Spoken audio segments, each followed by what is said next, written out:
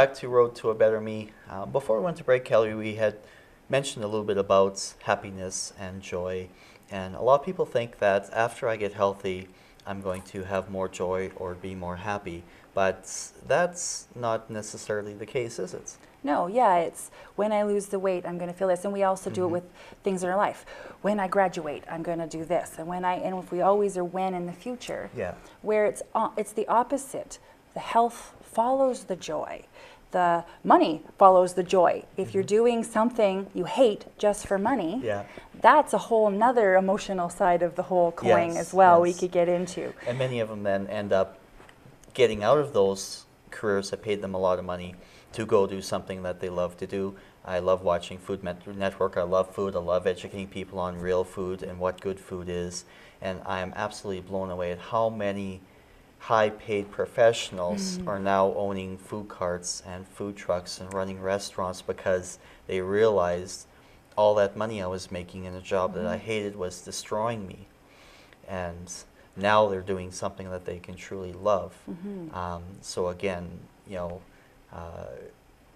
doing that, acknowledging it, being aware, but then we need to bring in an aspect of it that a lot of people are told not to do. We need to encourage people to play with their food, i.e. work with it. There's many different combinations, so many different herbs, spices, different types of foods that we have access to now that we didn't before. And that's a big part of health and happiness and joy as well. I know it is for me. There isn't one bad food, really. So, there's the chemicals we've added, but you can't say indicatively that this is a bad food or this is a good food, because different teachings teach something different. My kids often ask me, Mom, is this a good food? Depends who you ask, because it's a whole grain bread. Some people would say, yeah, that's great. Other people would say, no, gluten's bad. So you have to find what works for you too. And lots of times we forget to listen to our body about that because we're following this regimen. You know what? Because people, quinoa is supposed to be the new big thing. I have people that cannot handle a quinoa.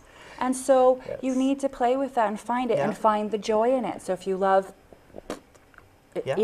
cooking, but which I do. Not me. I like the eating part. Just so what? Yeah. Not so much. So, but to find that joy, and same within your working environment. I was very fortunate, and I didn't realize till later, I always knew I wanted to do this. Always, always, always. And it was very strange because at the time, massage therapists weren't when I was in grade 7, a million years ago. They weren't around. So my parents were very concerned about, either they were in a spa type environment or they were the other type. But over the years, it's become more. And then I realized that people don't know what they want to do when they grow up. And so they just start doing things. What if you could find things you love and try to make that in? I'm fortunate also that my purpose is within my career. That isn't always the case. And that doesn't mean you can't find your purpose outside of your career, because I find a lot of people who have that counselor, they're the people that people always come to talk to. That's needed in every office, that's needed in every environment. Those are the people, however, that really need to be conscious about that emotional baggage.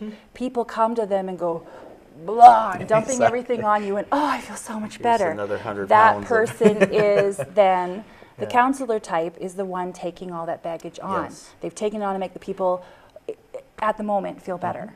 And so they need to learn how to help themselves, and they're sometimes the top priority of, okay, what do I do? So we were talking about sometimes going for a run is a physical activity, but there's so much emotions coming up. And I know a lot of people as they're running, they, I forgot I was mad about that. So that can be releasing it as well, as long as you're letting it work through and let it go.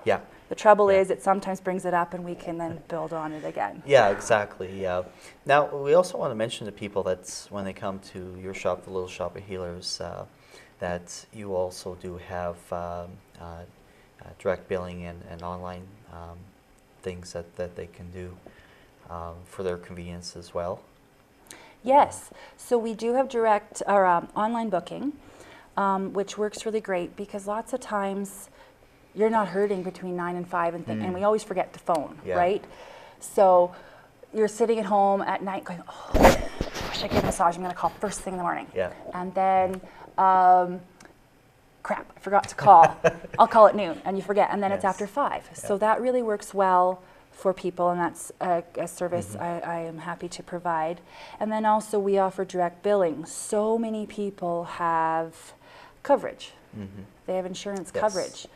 And it's really great. You might as well be utilizing that. Yeah, because they are covering more and more of these kinds of things. So. Yes.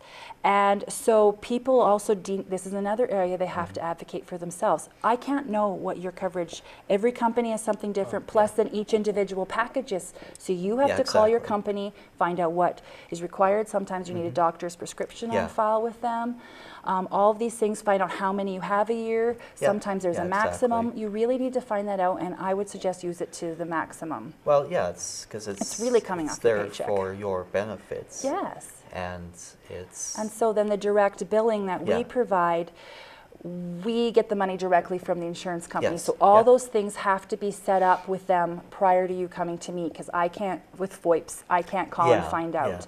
So you need to advocate for yourself again. And then it's a fantastic thing to not, you know, sometimes $75 is a big deal. Do you have that in your account today?